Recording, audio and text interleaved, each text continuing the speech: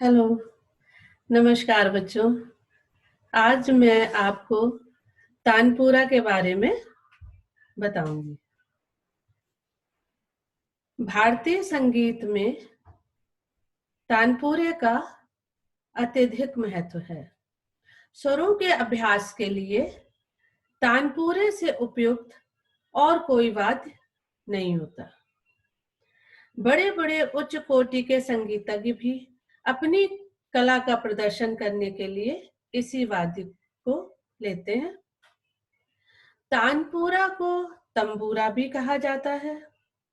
यह एक तत्वाद्य है। संगीत की 22 श्रुतियां इस वाद्य के द्वारा अलग अलग सुनी जा सकती हैं। बच्चों, अब मैं आपको इसका विस्तार से वर्णन करती हूँ। आप ये चित्र देख रहे हैं जिसमें तानपुरा बना हुआ है और साथ ही उसके अंगों का भी वर्णन है। आपके पाठ्यक्रम में तानपुरे का रेखा चित्र बनाने के लिए आता है तथा उसके अंगों के वर्णन का विस्तार पूर्वक वर्णन आपको लिखना भी होता है। तो बच्चों, मैं आपको तुम्बा से बताना प्रारंभ करती हूँ कि तुम्बा किसे कहते हैं। बच्चों, तुम्बा एक लौकी या कद्दू का खोखला भाग होता है। तुम्बे के लिए गोल लौकी, कद्दू या कुम्भड़ा जिससे पेठा बनता है, उसकी विशेष प्रकार की खेती करवाई जाती है। तानपुरे का ये निचला भाग होता है। खाली होने के कारण इसमें आवाज गूंजती है।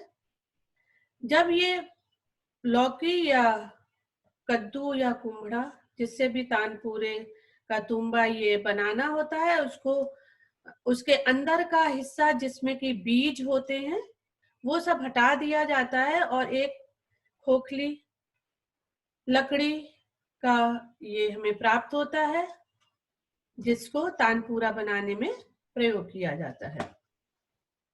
इसके बाद है डांड। तुम्बे को एक तरफ से काटकर पतली और हल्की लकड़ी का एक लंबाकार चारों तरफ से बंद तुम्बे में जोड़ा जाता है। इसे डांड कहते हैं। यह भी अंदर से पोला होता है जिसके कारण इसमें तारों की जो आवाज है वो झंकृत होती है, गूंजती है। इसके बाद है तबली। तुम्बे को ऊपर से काट कर उस पर पतली हल्की लकड़ी का एक ढक्कन लगाकर बंद कर दिया जाता है। इसी ढक्कन को तबली कहते हैं।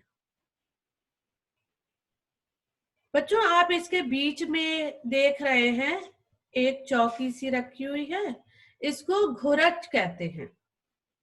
घुड़च या घुरच यह तुम्बा और तबली के ठीक बीच में रखी जाती है।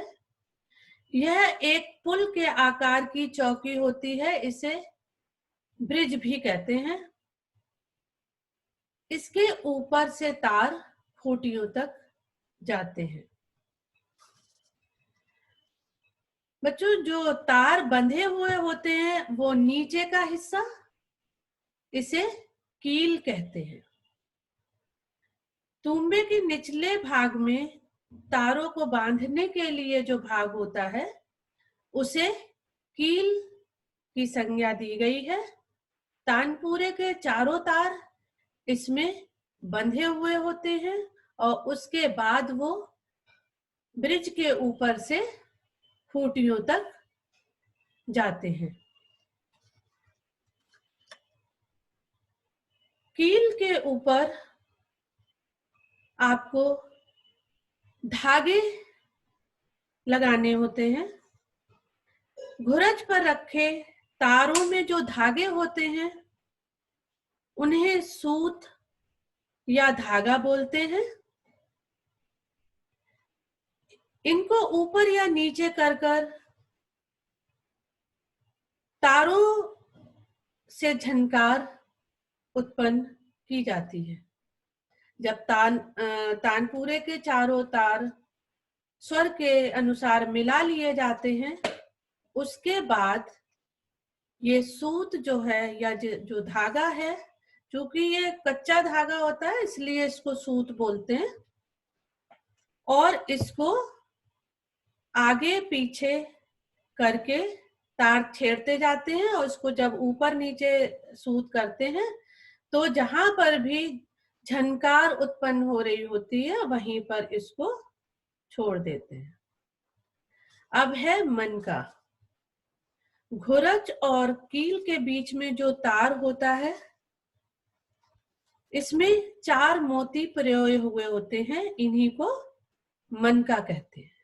बच्चों, मनका का काम है कि जो भी स्वरों के अनुसार तार मिलाए गए हैं, अगर उनमें कुछ कसर है बाकी कि वो अगर ज्यादा चढ़े हुए हैं तो उन्हें कम करना है, या हल्का सा स्वर कम है तो उसे चढ़ाना है, तो ये मनका ऊपर नीचे करके तारों को कसा जाता है या ढीला किया जाता है। इसलिए ये मन के तानपुरे के विशेष भाग होते हैं।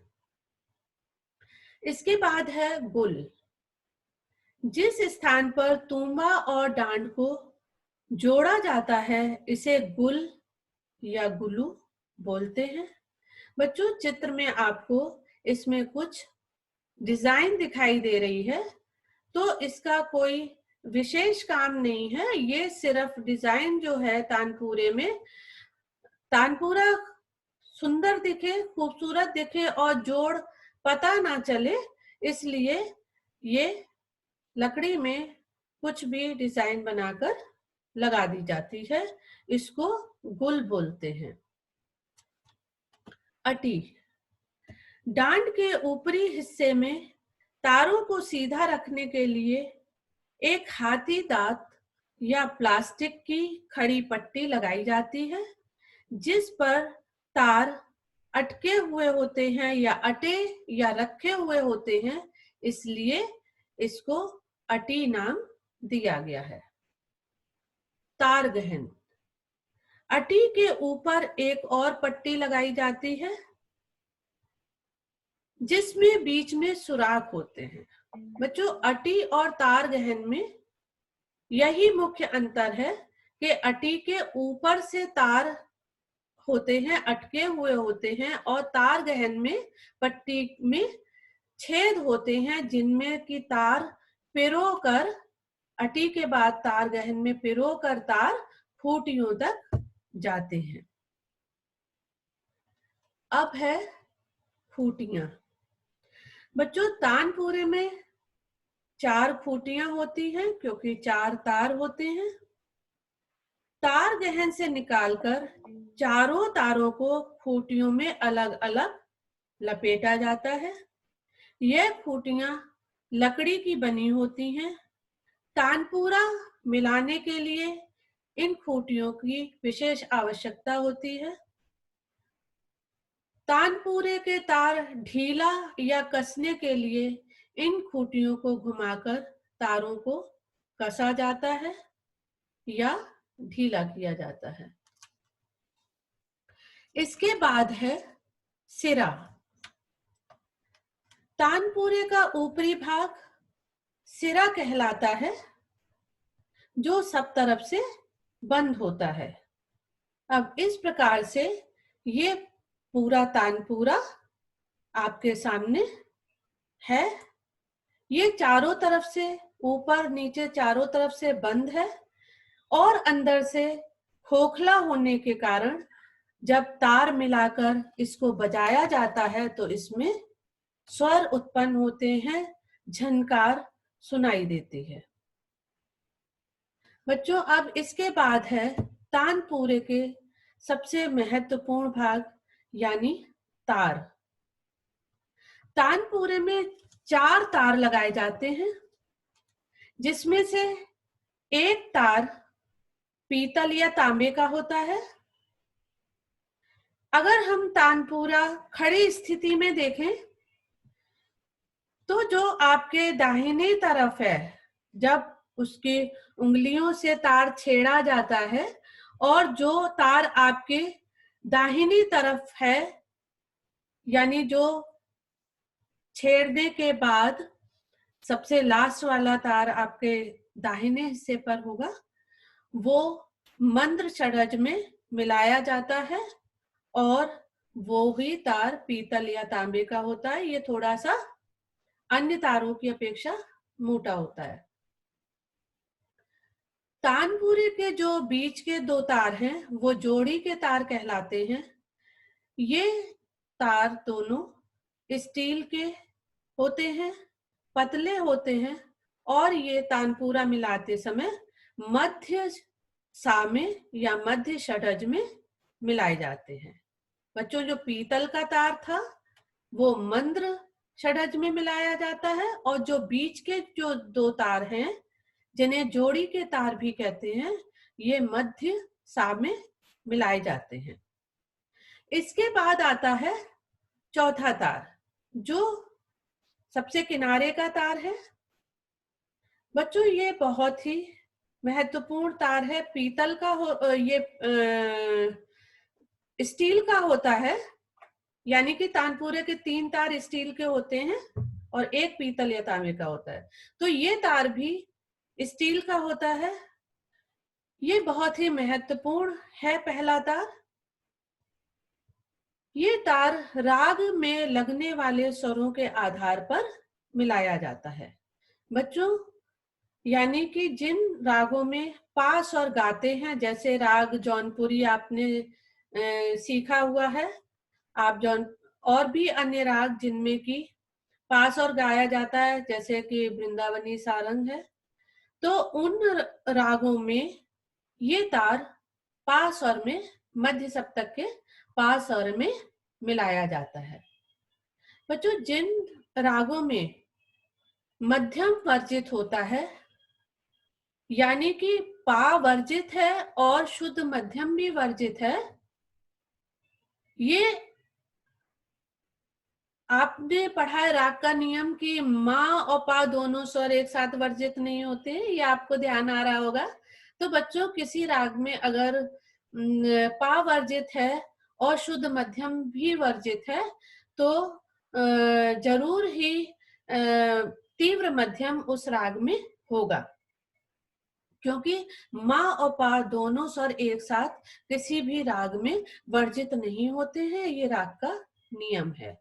तो ऐसे रागों में जैसे कि राग हिंडोल, राग हिंडोल में जबकि पा वर्जित है और शुद्ध मध्यम भी वर्जित है, तीव्र मध्यम लगता है, ऐसे राग में ये पहला तार शुद्ध गंधार में मिलाया जाएगा। तो इस प्रकार से बच्चों आपने आज तानपुरा के बारे में जाना।